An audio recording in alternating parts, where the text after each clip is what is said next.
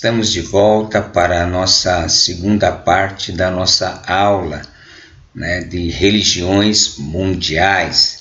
Na primeira parte da nossa aula, nós abordamos a questão do budismo e agora nós vamos falar um pouco sobre o hinduísmo. E vamos iniciar aí com os pensamentos e ideias básicas do hinduísmo. Perdão. Então, o hinduísmo que se conhece e pratica atualmente é resultado de 3 influências. Então, veja bem, nós vamos falar do hinduísmo na sua forma mais atual.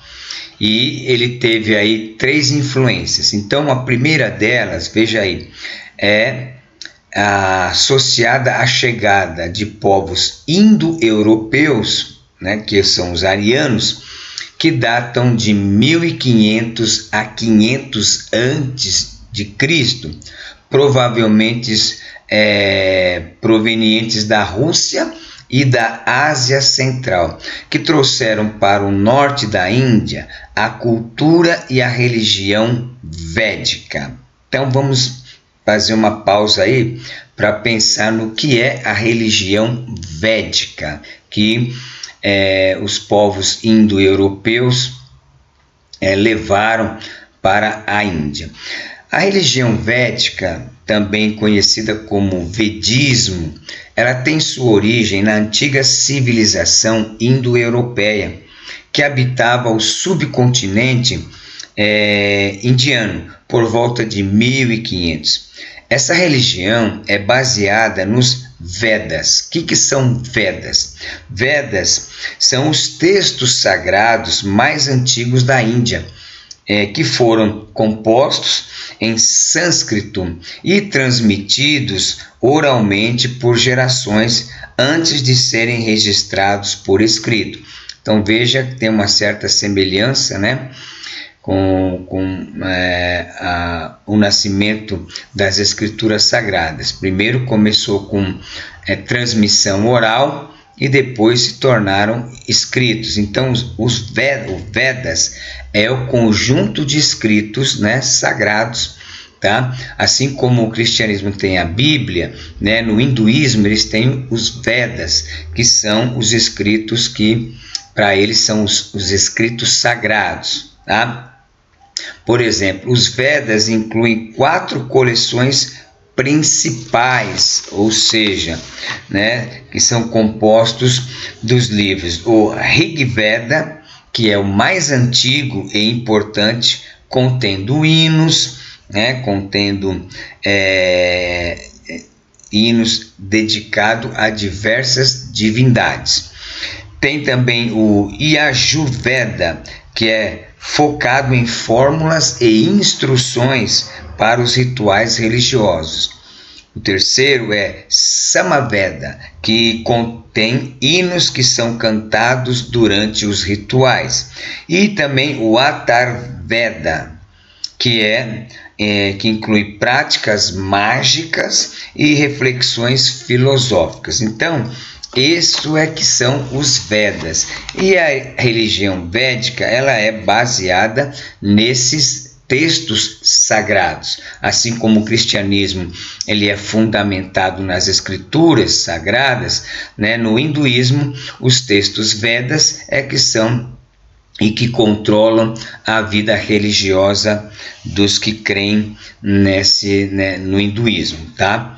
Então, essa foi a primeira influência, A segunda influência foi de povos invasores iranianos, cuja língua nativa se misturou com o sânscrito, falado pelos europeus. Embora faça parte do conjunto de línguas oficiais da Índia, o sânscrito é considerado uma língua morta, porém muito importante no uso litúrgico. É o caso também do hebraico antigo, O hebraico antigo do período de Moisés é um hebraico tido como uma língua morta, Porque, como já nós aprendemos, o hebraico antigo não tinha vogais e tal, hoje não, hoje está bem diferente. Bom, a segunda influência dentro do hinduísmo, foi dos próprios indianos locais, que a cultura e crença religiosa se fundiram com a dos invasores. Então, eles já tinham as suas crenças, as suas formas de crenças, de rituais nativos da própria Índia, mas quando esses invasores, né, ou seja, os indo-europeus e depois os iranianos que chegaram na Índia, aí acabou havendo uma mistura, né, e no que decorreu o seguinte, de estar o hinduísmo da forma como ele é exercido atualmente, né, na Índia. Bom, vamos para o próximo. Então, a origem do pensamento filosófico e cultural do hinduísmo, bem como sua tradição religiosa, pode ser dividida em 3 períodos ou fases, né? Veja que nós estamos aí na história, né? O primeiro desses períodos é o pré-védico, que se estende de 3000 a 1500 a.C. Nessa fase dominava a cultura Harappa ou Arapeana, né?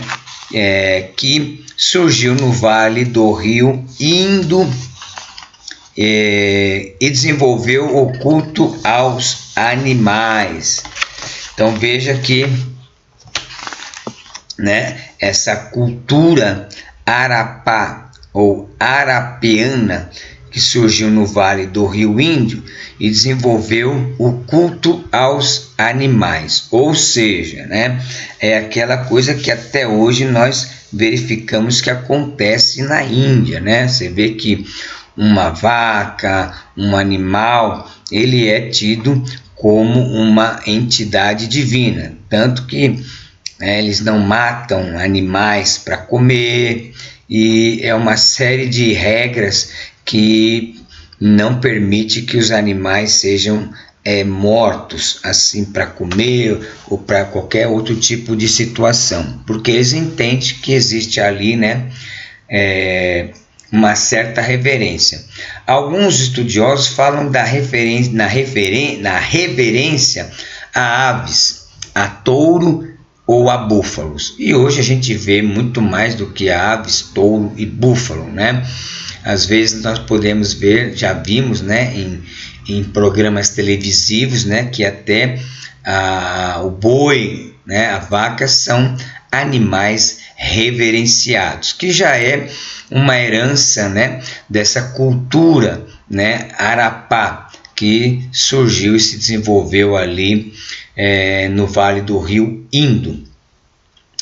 E olha só, a contribuição mais importante para a compreensão desse período são os artefatos e achados arqueológicos. Então, né, a arqueologia sendo uma ciência que tem contribuído para desenvolver o entendimento, o nascimento e o desenvolvimento dessa cultura Harappa, que trouxe aí o culto aos animais, a reverência aos animais.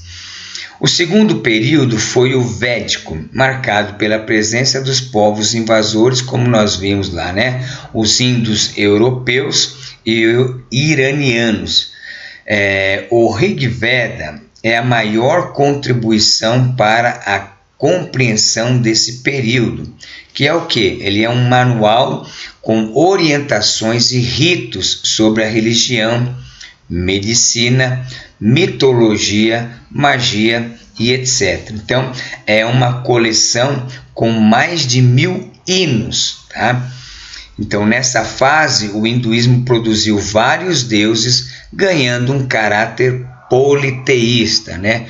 Poli, vários, muitos. Então, politeísmo é a crença em diversos deuses, diferente do monoteísmo cristão. Também nessa fase surgiu o regime de castas, sendo a mais nobre delas a dos sacerdotes e menos nobre e dos marginalizados ou intocáveis, como a gente vai observar daqui a pouquinho aí a questão das castas. Bom, o terceiro período foi o período upanishádico, né? Não sei se é exatamente essa pronúncia. Parte das escrituras védicas que apresentam instruções religiosas, surgido por volta do ano 700 a.C. Nessa fase, o hinduísmo sofreu grandes alterações e 3 delas se destacam: o asceticismo, a doutrina da reencarnação e a valorização da relação mestre-discípulo, ou guru-aluno, em detrimento do sacerdote. Tal relação ganhou também uma conotação intensamente espiritualizada. A ideia predominante nessa fase foi: aquele que evolui espiritualmente instrui outros, a fim de que todos atinjam a iluminação. Nessa época foi que surgiu Gautama, o Buda, personagem que revolucionou o comportamento religioso não só na Índia, mas praticamente do mundo todo. E o quarto período se deu por volta do ano 200 a.C. Nessa fase, o hinduísmo, o texto vedântico, passou por uma revalorização, ou seja, um avivamento, em que Brahma ganhou a posição de Deus Supremo, a maior representação de Deus do hinduísmo, o absoluto. Todos os outros deuses foram classificados como divindades inferiores a ele. Nessa fase surge também o Krishna, o Hare Krishna. Então nós estamos vendo aí que o desenvolvimento do hinduísmo ele passou por algumas fases, E em cada uma dessas fases foram acoplados alguns escritos, alguns deuses que foram trazendo desenvolvimento para que o hinduísmo chegasse à forma como ele está hoje, sendo ministrado, sendo ensinado. Então, um fator importante no hinduísmo é o valor e o respeito que os estudiosos e devotos da religião dão à antiguidade e ao conteúdo dos escritos, que são os Vedas, que eu já falei para vocês, que são os escritos sagrados do hinduísmo. Para ele, os escritos antigos trazem composição de hinos, poemas, canções, ditos sagrados e registros na língua sânscrita. Esses textos contêm os ensinamentos tidos como verdades supremas da religião. Contudo, os Vedas, considerados o texto de maior relevância do hinduísmo, sobretudo, os textos Vedas. A importância é tamanha que, se alguém rejeitar os Vedas, ou seja, os escritos sagrados deles, estará rejeitando a própria Índia. Então veja que interessante, quando a gente vai estudando as religiões, a gente começa a perceber, todas elas acabam tendo um livro-texto sagrado. No islamismo nós vemos isso, e no cristianismo, no hinduísmo, no espiritismo, sempre tem essa questão do livro sagrado, que ele está e ele vem e ele é construído para orientação dos fiéis, e isso é uma coisa assim que praticamente é um elemento que nós encontramos em todas as religiões. Um livro sagrado, geralmente um profeta, ou alguém que promulga, ou alguém que contribui na construção desses escritos, ou que divulga esses escritos. Então você pode ver que as religiões elas vão tendo assim os mesmos elementos, Ou seja, da mesma forma como no cristianismo, nessas religiões a pessoa precisa crer que na execução das orientações desses escritos sagrados, essa pessoa vai alcançar aquilo que a religião está oferecendo. Por exemplo, no cristianismo, a salvação da alma. Geralmente nessas religiões, a busca não é tanto para uma eternidade com Deus e uma vida tranquila na eternidade, mas é alcançar um princípio, um desenvolvimento em que a pessoa alcance uma espiritualidade, né, acima, né? Ou seja, uma espiritualidade profunda, até porque, até no hinduísmo, eles não creem que existe depois da morte um Deus que vai te julgar e se você fez as coisas boas, você vai para o céu e vai passar a eternidade no céu, se não, você vai passar a eternidade no inferno. Não. No hinduísmo vai entrar a questão da reencarnação. Então, já é algumas diferenças gritantes, né? Apesar de a gente encontrar nas religiões mesmos elementos, como um livro sagrado, um profeta, o exercício da fé, né? Orações, hinos, culto, né? Mas o fundamento é diferente. O fundamento do cristianismo, tendo todos esses elementos, né? Para nós, a morte é entrar na eternidade, ou com Deus ou sem Deus. Já no hinduísmo não vai acontecer isso, né? As sucessivas encarnações é para levar você a um patamar maior. E também nessas religiões, como nós vimos no budismo, aquilo que eles chamam de salvação ou a libertação, ela depende exclusivamente dos esforços humanos, né? Das meditações e de todo o conjunto de regras que essas religiões trazem para que os fiéis, os seus adeptos, cumpram. Mas vamos lá, né? Continuando aí. Vamos ver agora crenças centrais no hinduísmo. Então, a primeira delas é o regime de castas, tá? Isso é uma coisa assim, irmão, que para nós ocidentais é difícil você, né, aceitar, né? Por quê? Vamos ver aí. Uma das características marcantes na sociedade indiana é o seu regime de castas. Na Índia, o regime de castas se utiliza de critérios de natureza religiosa e de hierarquia social. A hereditária para formar seus grupos sociais, né? Tá aí, ó. E hereditária para formar os seus grupos sociais. Então vamos entender isso aí, né? No próximo slide vai ter uma tabelinha que vai ficar bem claro como é que funciona esse regime de castas. Então olha só, é possível distinguir pessoas de castas diferentes observando-se seus hábitos alimentares, vestimentas e dialetos. Crê-se que o Dharma, né, que é a lei, né, criou o ser humano, bem como o regime de castas, posicionando cada pessoa em seu devido lugar, de modo que pertença a uma determinada casta, segundo o merecimento individual. Então, as castas, elas são categorizadas da seguinte forma: os brahmanes, que são compostas por pessoas de nível espiritual elevado, como os sacerdotes, filósofos e professores, né? Então, veja aí que essa é a casta considerada de nível espiritual elevado: sacerdotes, filósofos e professores. Abaixo dos brahmanes tem aqui, ó, os kshatriyas, composta por políticos e militares. Depois tem o Vaiksyas, né? Não sei se essa é a pronúncia exata, né? Essa casta é constituída por camponeses, artesãos, fazendeiros e comerciantes.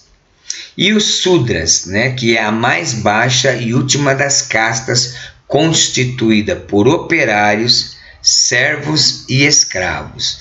Mas é interessante, você pode ver que esse tipo de categorização, ele é um prato cheio para a questão da desigualdade social. Por quê? Além dessas castas, né? Que essas aqui ainda estão dentro da sociedade, ainda pode viver, né, em sociedade. Mas nós vamos ver que existe outra que está abaixo dos Sudras, né? E os Sudras são a mais baixa e última das castas. Então existe uma mais baixa ainda. Vamos lá. Entretanto, há na Índia uma imensa massa de indivíduos sem valor social algum, categorizado como párias, né, que eu falei um pouquinho, alguns minutos atrás. São seres, né, ou seja, são pessoas excluídas, né, excluídos, marginalizados socialmente e que exercem os mais deploráveis trabalhos. São pessoas que cometem crime ou desobedecem às leis sagradas, ou ainda aquelas que foram rejeitadas por alguém das castas acima. Socialmente, o pária é nada. Não pode viver nas cidades. São chamados de intocáveis, por isso considerados pessoas impuras. Olha que situação que se coloca um ser humano, né?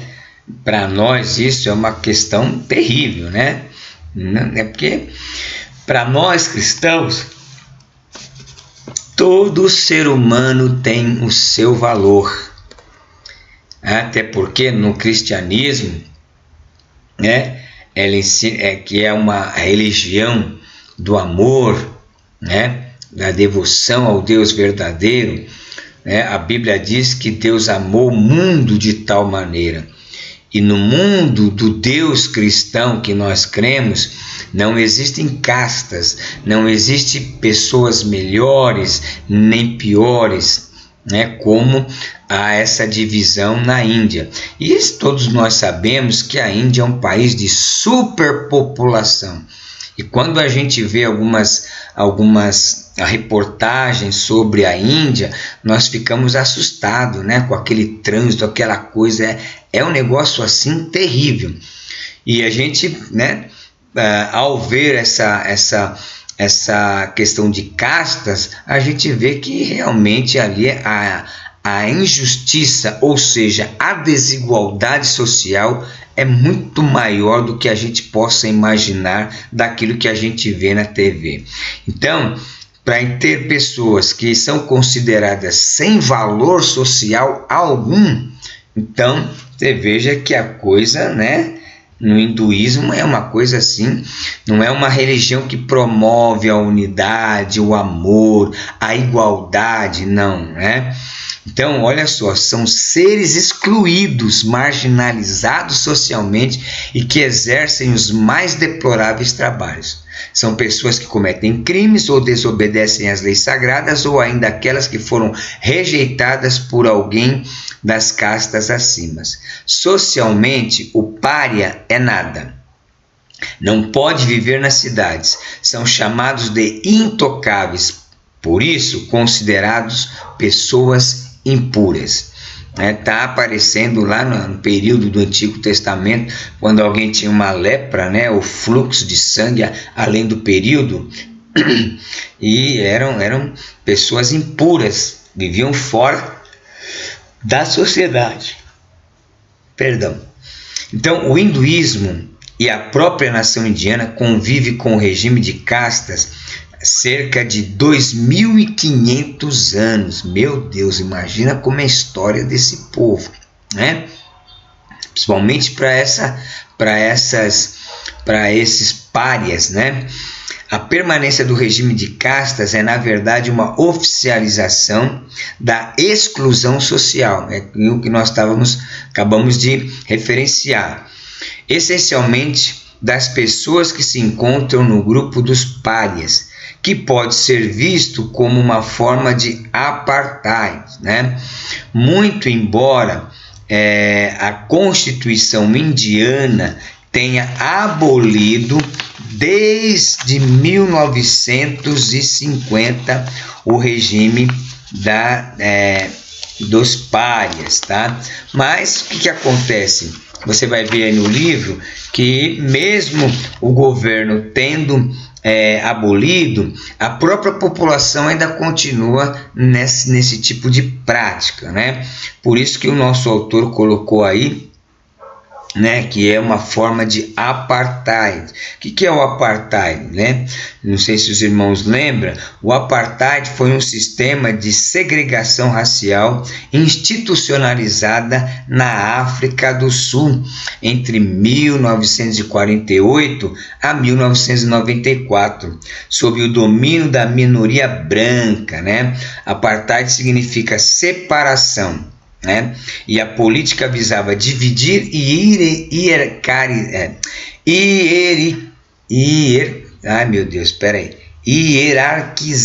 hierarquizar, palavrinha difícil de falar, né? A sociedade com base na raça. E é o que acontece, né? É esse tipo de situação na Índia, com esse sistema de castas, ou seja, que faz essa separação de pessoas, né, denominando como algumas sem valor algum. Isso é uma coisa, para nós ocidentais principalmente, uma coisa terrível, né, irmãos? Meu Deus do céu, imagine como deve ser, né, a vida e a situação dessas pessoas naquele lugar. Bom, duas coisas importantes no hinduísmo é a questão da reencarnação e do karma, tá? Então nós vamos entender isso porque isso são as ideias principais dentro do hinduísmo, tá? Então, reencarnação, palavra que significa voltar à carne, diferente de encarnação, né? Aplicada a Jesus, né? Lá em 1 João 1:2. Também conhecido entre os adeptos do hinduísmo como transmigração, né? Ou seja, para a religião hindu, né, o espírito, a alma transmigra, ela sai de um corpo, depois volta em outro e assim em sucessivas reencarnação. Significa que depois da morte, a alma entra em outro corpo e volta a uma nova vida. Então a ideia de reencarnação no hinduísmo é justamente essa, né? Depois da morte, a alma entra em outro corpo e volta a uma nova vida. Então, o hinduísmo, né, no hinduísmo, a reencarnação está associada, à lei do karma, né, a qual revela que toda ação nesta vida tem uma reação ou consequência na próxima. Ou seja, o que semeia nesta vida será colhido na próxima, tá? Então você vê que a maioria das religiões que creem na reencarnação, elas possuem quase que as mesmas bases, né? Nós temos também o espiritismo, né? O espiritismo também é uma religião que crê, né, na questão da reencarnação. E na questão do hinduísmo, o que acontece? Né? Eles acreditam assim: se você foi bonzinho nesta encarnação, você com toda certeza vai colher da sua bondade, né, das suas benesses, né, na outra vida. Se você foi ruim, você vai também colher isso na próxima encarnação. É uma ideia, né, irmãos, estranha, né, ao pensamento. Eu estou vendo se eu acho um documento aqui, irmãos, né, para fazer uma separação, mas acho que eu não trouxe o documento aqui para me fazer uma explicação mais adequada entre a reencarnação no hinduísmo e a reencarnação no espiritismo. Mas vamos lá.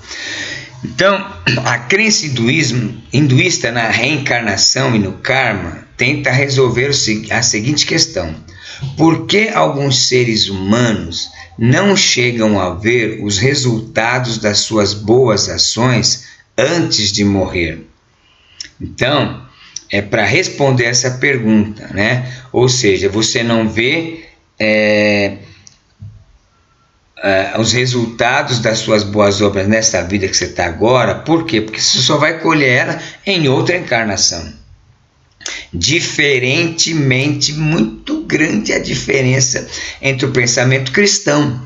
O pensamento cristão é o quê? O que você fez aqui, você paga aqui, você colhe aqui. Você fez o bem, vai colher o bem. Você fez o mal, vai colher o mal. Mas não vai ser na outra encarnação, é aqui mesmo. É no aqui e agora. Então essa é uma das grandes diferenças, né, da questão do hinduísmo com o cristianismo. Então a crença na reencarnação é estabelecida pela imortalidade da alma, né? Nesse ponto eles concordam com nós também acreditamos que a alma é imortal. E pelos sucessivos ciclos de nascimento e morte, nós já não cremos nisso. Nós cremos que, né, como o Senhor Jesus falou na parábola do rico e Lázaro, né? O rico morreu e foi para o inferno. O Lázaro morreu e foi para o seio de Abraão. E lá no seio de Abraão, o rico vê Lázaro e fala: pai Abraão, pede para Lázaro molhar a ponta do meu dedo para me refrescar a língua e tal. Né? E Abraão falou: não tem jeito, quem está aqui não passa para aí, quem está aí não passa para cá. E ainda ele vai dizer: não, pai Abraão, faz o seguinte, manda o Lázaro lá na minha casa, lá avisar meus irmãos lá, porque aí pelo menos eles não vêm para esse lugar de tormento que eu estou vivendo. Aí o pai Abraão diz: não, eles têm os profetas, eles têm a palavra de Deus lá, que ouçam os profetas e a palavra de Deus.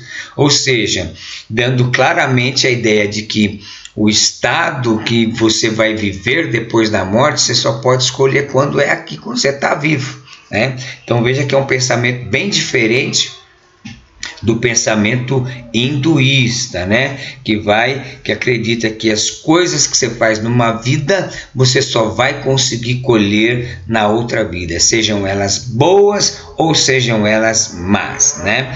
Aí, ou seja, então veja aí, a crença na reencarnação é estabelecida pela imortalidade da alma e pelos sucessivos ciclos de nascimento e morte, ou seja, ao se findar o ciclo de uma vida, a alma retorna a outra vida, numa sequência histórica, numa constante e interminável busca pela perfeição, tá? Então veja que são crenças muito diferentes e é importante a gente conhecer, né, as formas como outras religiões creem, porque aí nós podemos examinar as escrituras, né, e sempre estar preparados, né, para a refutação com toda educação, né, a esses tipos de crenças tão assim para nós às vezes assustadoras, né?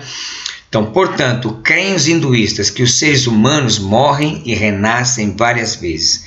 Creem inclusive na possibilidade de um ser humano reencarnar em um animal, né? Olha só, já pensou, irmão, você encarnar num cachorrinho, né? Se você for um cachorrinho de madame bem tratado, é uma coisa até boa. Já pensou você encarnar num vira-lata e sofrendo, passando fome, apanhando no meio da rua? Meu Deus, é um pensamento extremamente estranho para nós ocidentais. Mas vamos lá. Karma é aquilo que a alma leva consigo quando passa de um ciclo para o outro, que é o acúmulo de realizações, ou seja, o acúmulo nós chamamos das obras, né? É que nem nós dizemos no cristianismo. O que nós vamos levar desse mundo? Dinheiro? Fama? Riqueza? Não vamos levar nada disso. O que nós vamos levar é as nossas obras. Mas a diferença entre o hinduísmo e o cristianismo é que nós vamos levar as nossas obras para quando nós passarmos pelo tribunal de Cristo, onde as nossas obras serão pesadas para recebermos galardão. Então a gente leva as obras para apresentar a Deus, né? No caso do hinduísmo, você leva as obras para na outra encarnação você colher aquilo que você plantou. E é uma crença vigorosa dentro do hinduísmo. Nós não cremos dessa forma, de maneira alguma, mas é interessante você perceber que existem pessoas que creem dessa forma e creem com tanta fé como você crê, né? Como nós cremos no nosso Senhor Jesus Cristo. Então veja que uma coisa que eu quero deixar aqui para você claro. É bom a gente conhecer as religiões, porque aí você vê o quanto que é difícil, às vezes, você evangelizar uma pessoa que já tem as suas posições religiosas formadas. Porque às vezes você vai evangelizar alguma pessoa, ela diz que é católica, ou que ela é isso, que ela é aquilo, mas muitas vezes não segue, né? Não, né? É nominal. Eu sou de tal religião, mas ela é só nominal, só tem um nome, não pratica, não conhece. Essas pessoas, às vezes, é mais fácil você evangelizar. Agora, como você pega, por exemplo, um hinduísta praticante que conhece, que crê, é complicado. Por isso que temos que conhecer a palavra de Deus, né?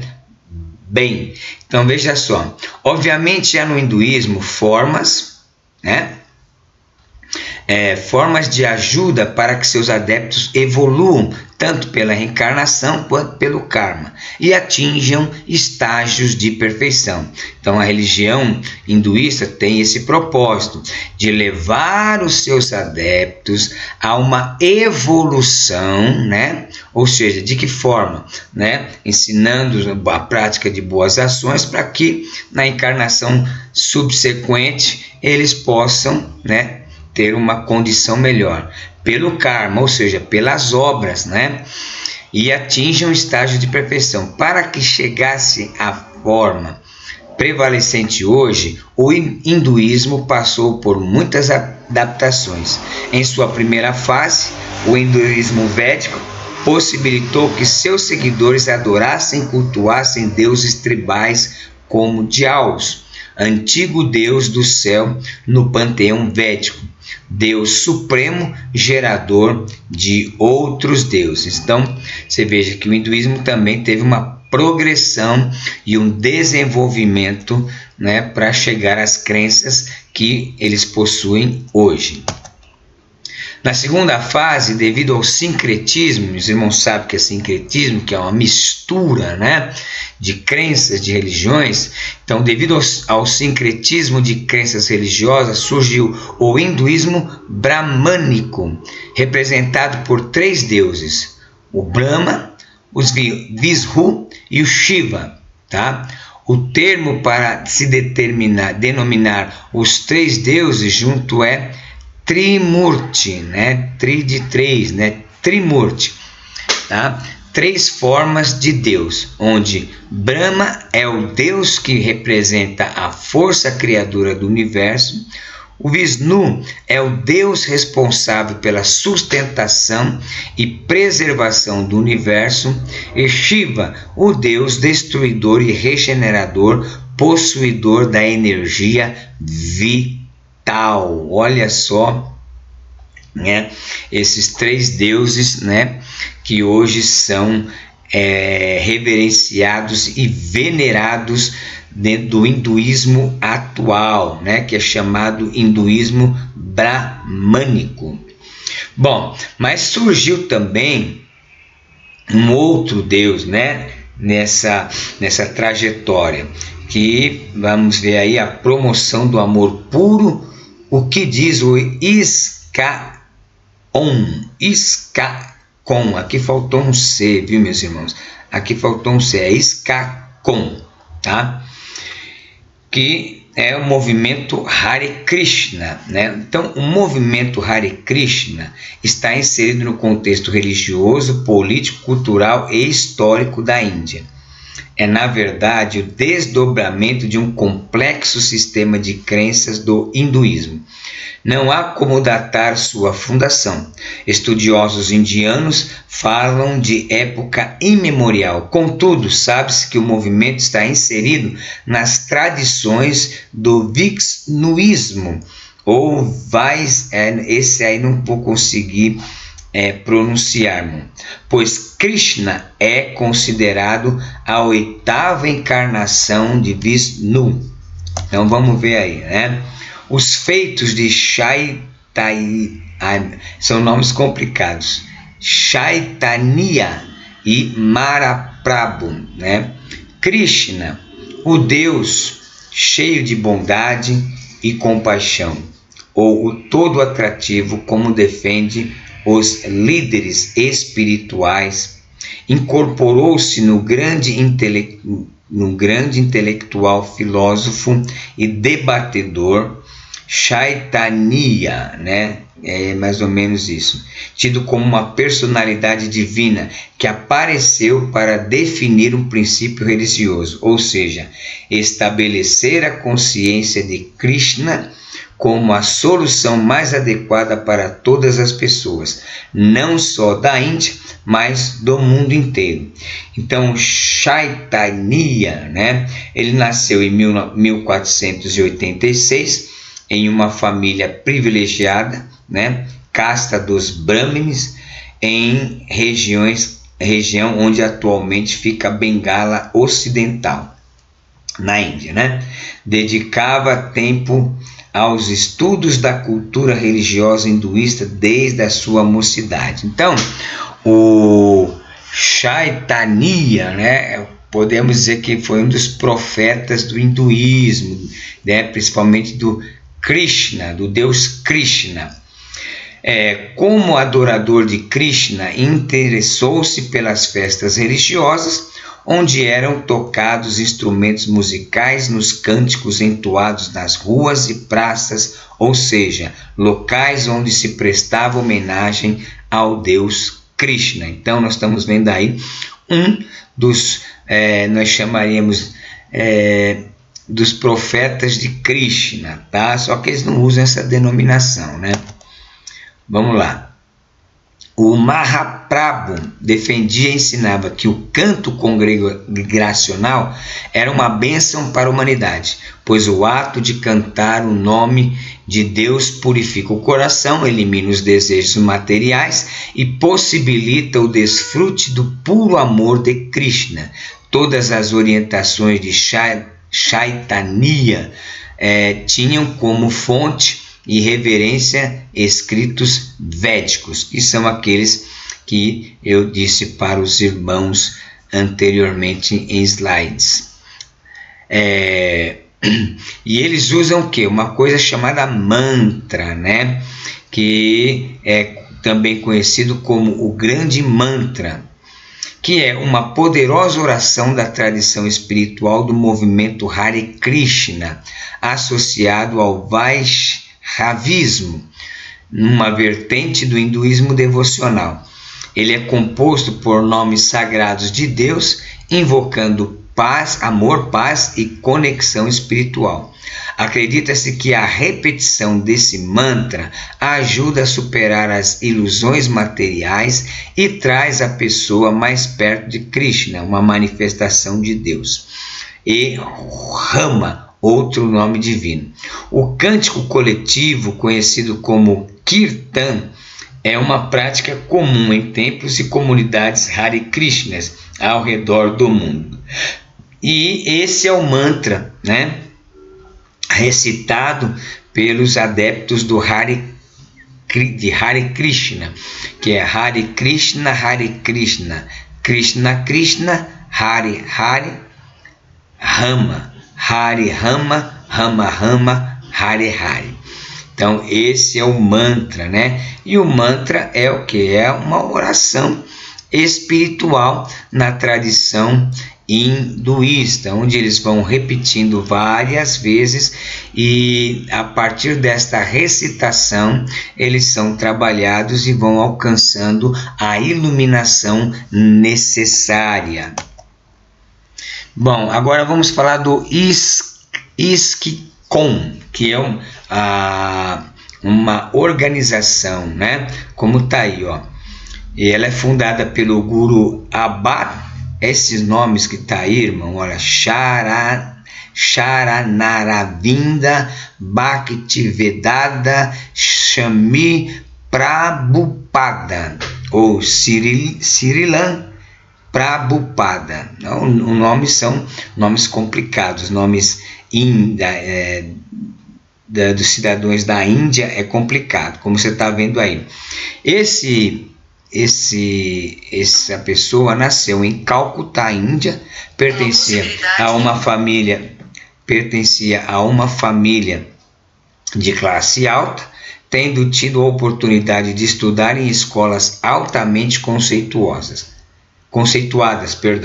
além de ser educado nos princípios védicos tradicionais. Era, portanto, um homem culto, farmacêutico até 1959, em sua própria cidade de nascimento. Dominava a filosofia, economia, a língua inglesa e o sânscrito, além de ter sido discípulo do famoso guru e pensador indiano. Esse aí não dá para me pronunciar, não. Só o finzinho, Sarasvati, foi um grande pensador indiano, e esse Albani aí, ou Srilam Prabhupada, foi um dos seus discípulos. Esse cidadão Prabhupada aí, foi ele o fundador, né, dessa sociedade, né, que aqui nós estamos falando da expansão, né, do Hare Krishna, né. Ele fundou essa instituição, que é a Instituição Internacional para a Consciência de Krishna, que é uma organização religiosa fundada em 1996 em Nova York pelo mestre espiritual indiano, todo aquele nome lá, Prabhupada, com base na tradição gaudiana, Vaishnava, nomes difíceis, uma vertente do hinduísmo focada na adoração a Krishna. Então veja que a adoração ao Krishna é uma vertente do hinduísmo. Então a gente percebe que o hinduísmo não é uma única coisa, né? São várias ramificações aí. Então nessa questão aí é uma adoração a Krishna como a suprema personalidade de Deus. E essa associação aí, a ISKCON, é uma das principais responsáveis pela disseminação do hinduísmo fora da Índia. A organização promove os ensinos dos textos sagrados hindus, principalmente o dos Bhagavad Gita, né, e o Srimad Bhagavatam, traduzidos e comentados por Prabhupada em inglês, facilitando sua acessibilidade a um público global, né? Então são nomes assim complicados, mas o importante é você entender a ideia, né? A expansão da ISKCON está intrinsecamente ligada a um modelo organizacional sólido e ao uso de métodos modernos de comunicação. Prabhupada iniciou a organização com uma comunidade de seguidores em Nova York, mas rapidamente se expandiu por outros países, enviando discípulos para abrir templos em locais estratégicos. Hoje, a ISKCON possui milhares de templos, centros culturais e fazendas comunitárias espalhadas pelo mundo, além de realizar festivais anuais como o Ratan Itra, que atraem milhões de participantes. Um dos principais instrumentos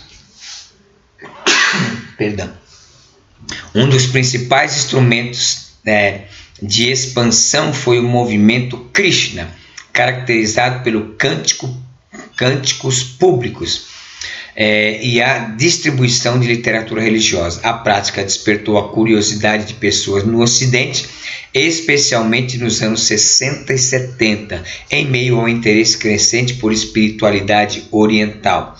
Além disso, a organização adotou estratégias de engajamento comunitário, como a distribuição de alimentos vegetarianos por meio do programa Food for Life e a promoção de valores de vida simples e consciência elevada.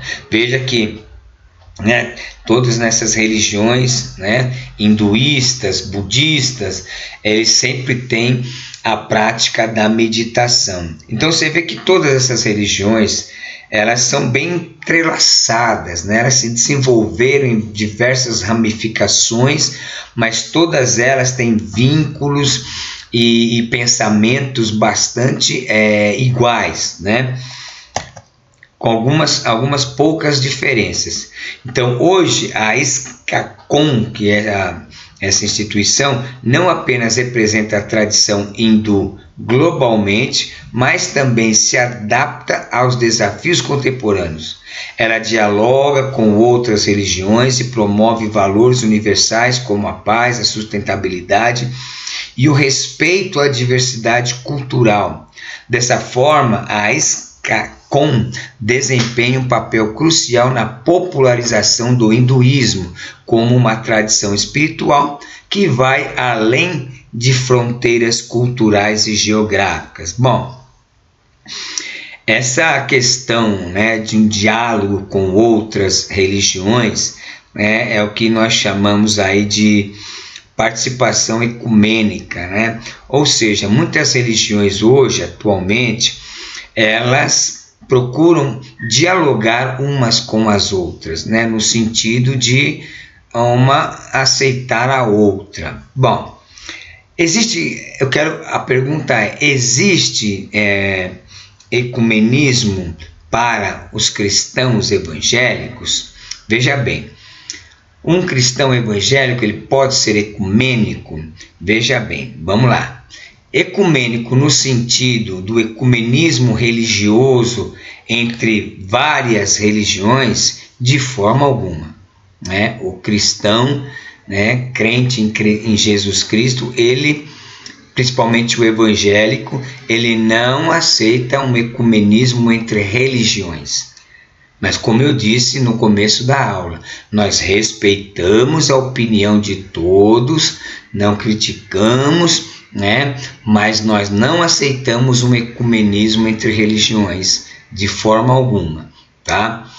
É por isso que muitas vezes somos criticados, né? Porque hoje essa questão do diálogo entre religiões é muito forte, né? E com uma ideia de unificação do mundo, trazer paz, harmonia, tal, toda essa história, mas nós não aceitamos esse tipo de ecumenismo. Agora, nós dialogamos sim com tradições cristãs diferentes. Aí sim dá para se ter um diálogo ecumênico, ou seja, com os presbiterianos, com os batistas, né? E com outras, né, ramificações cristãs, de igrejas cristãs, denominações cristãs, dá para ter um diálogo ecumênico.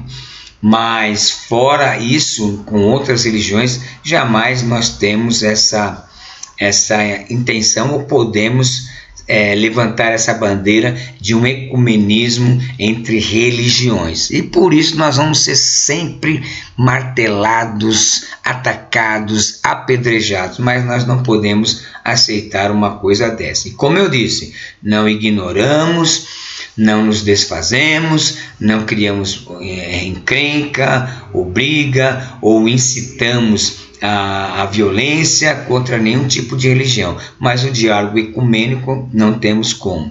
Bom, o Brasil foi alcançado pela SCACOM por meio de americanos já convertidos ao movimento. Vieram para cá cerca de 200 monges e se estabeleceram em São Paulo, Rio de Janeiro, Belo Horizonte, Salvador e Recife.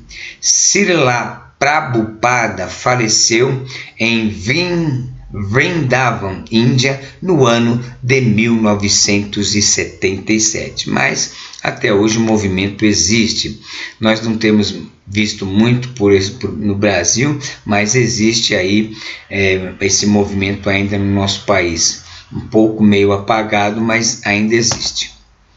Bom, a SCACOM afirma que as imagens do Deus que ficam no templo é para quem os devotos prestam adoração, não ao ídolo. Então é difícil você enquadrar. Se é uma imagem, como é que não pode ser um ídolo?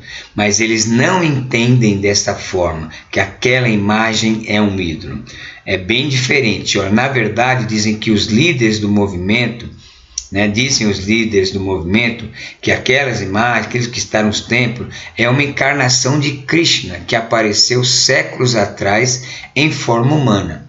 Esses deuses ficam nos templos, são regularmente limpos, vestidos, alimentados, banhados e até perfumados com um líquido que combina água de rosas, mel, leite e urina de vaca. É uma mistura aí, né, que é usada para limpar essas imagens que para eles são consideradas sagradas, mas que não são ídolos. É complicado para a gente entender isso, né? Mas dentro da perspectiva Hare Krishna, né, as imagens não são ídolos, né?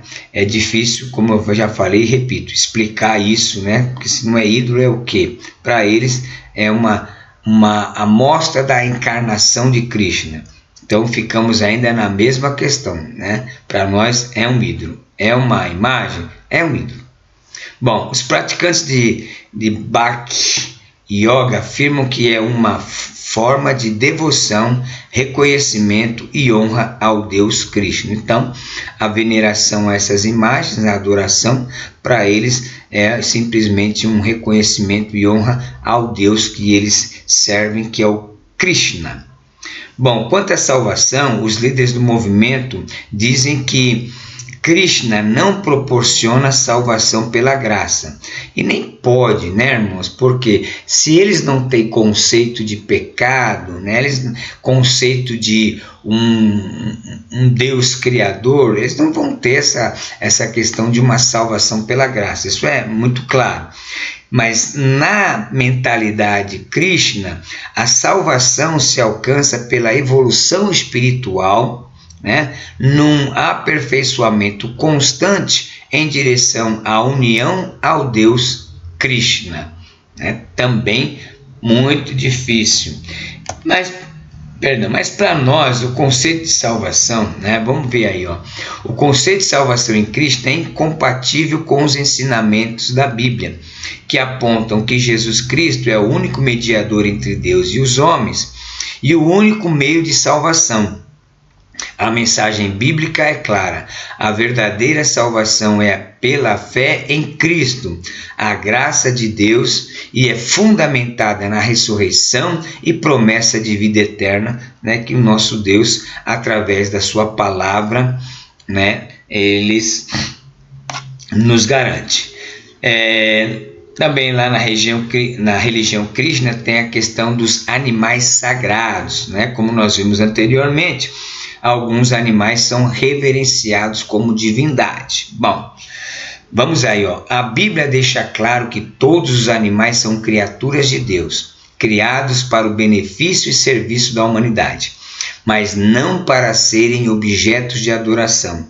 Em Gênesis 1:26 lemos: então Deus disse, façamos o homem à nossa imagem, conforme a nossa semelhança. Domine ele sobre os peixes do mar, as aves do céu, sobre os animais grandes de toda a terra e sobre todos os pequenos animais que se movem rente ao chão.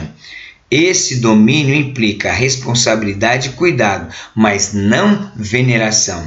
Os animais são parte da criação, subordinados à humanidade sob a ordem de Deus. Então, nós também refutamos a questão de animais sagrados. Porque pensa bem, irmão, você numa sociedade em que o boi e a vaca são animais sagrados, né? Você não pode matar, se alimentar deles, mas você tem milhares de pessoas praticamente passando fome e você não.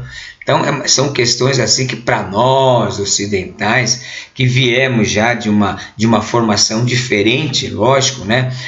Reconheço que o Ocidente ele teve uma boa parte da sua consciência formada pelo cristianismo, né? Pelas revelações cristãs, mas mesmo assim, né?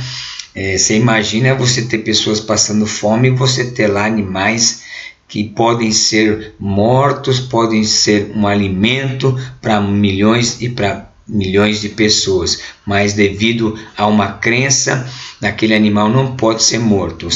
O ser humano pode morrer de fome, mas o animal não pode ser morto. E a Bíblia não dá parâmetros para a gente crer dessa forma. Então, nós cremos que os nossos amigos aí, né, que vamos chamar de amigos, devotos de Krishnas estão equivocados, né? Os hinduístas estão equivocados em guardar animais sagrados, enquanto a população muitas vezes sofre de fome e isso não condiz.